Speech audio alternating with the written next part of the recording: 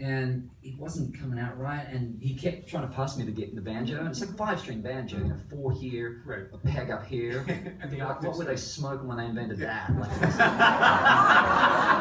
it was just totally foreign to me. I loved the sound of banjo. I was like, I wish I could play banjo, because I think I know what I want, but I can't play it, And the session ended, and I drove home. I was so frustrated. And I went into this place called Corner Music, which is still in Nashville. In Nashville, still there. Yep. And I kid you not, I walk in the door, and this thing is sitting on a stand in the far corner. And to me, it was like, I swear it had some sort of light shining on it. Angels singing.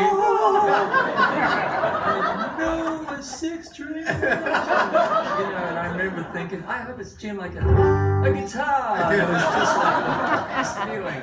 And so I bought it. It was $900, which was $2,000 more than I had. I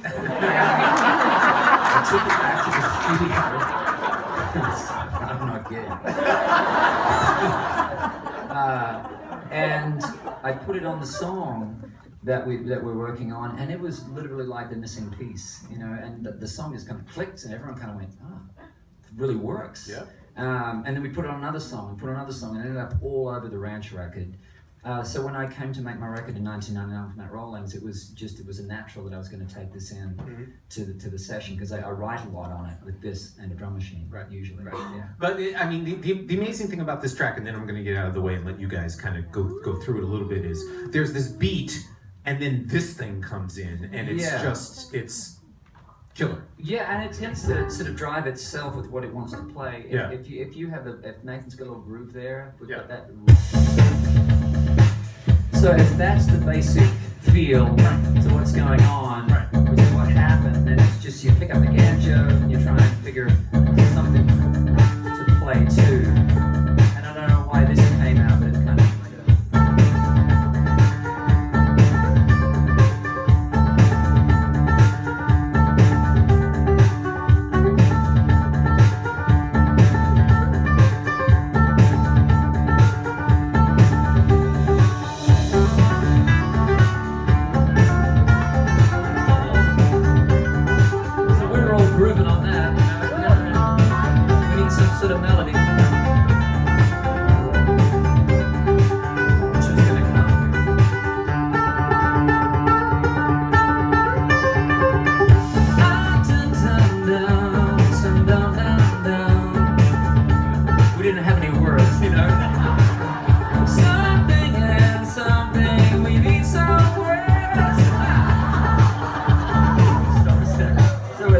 the beautiful thing.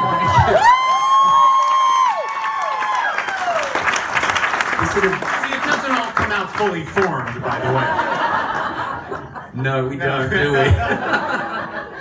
We have a lot of work to do. The beautiful thing, the sort of beauty and frustration and excitement and just everything about songwriting, I find, is that where a riff can come, a melody can come, but I don't know what we're going to say just yet. And I've always been driven more by the music trying to tell a story, that I think the music is trying to say something, and I'm trying to extrapolate that from the music. And the first words, we were at Jeff Basker's studio, and we're sort of just jamming on that, and I wrote the wreckage of my wicked ways, flotsam and jetsam in the bay. I wrote that down, I'm going, the wreckage of my wicked ways, flotsam and jetsam in the bay. I just wanted to say flotsam and jetsam. I just wanted to get that on country radio if I could. Ladies and gentlemen, Keith Urban, flotsam and jetsam.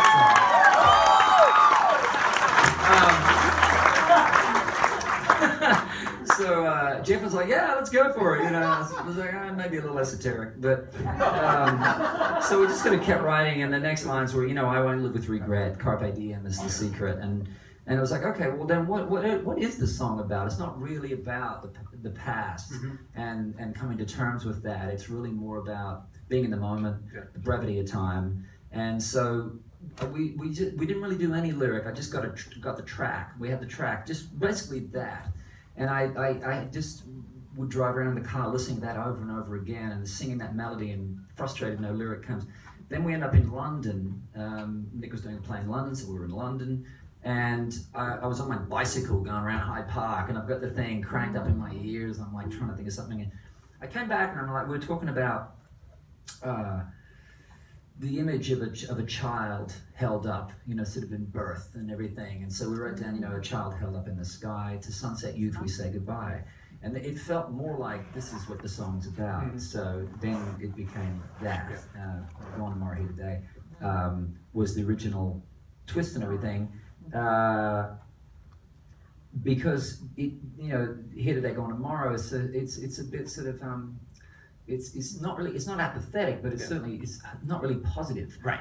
Not uplifting. Not really uplifting, because I want to recognize, well, yeah, it's gone tomorrow, sure, but it's here right now. It's happening. This is it. So the song really took off from there. And as the song takes off, given your years of experience in the studio, I'm wondering, is there a fine line between kind of capturing the moment, wanting to get it sonically as right as it can be, without overthinking it, without sort of killing that in the process of overthinking it?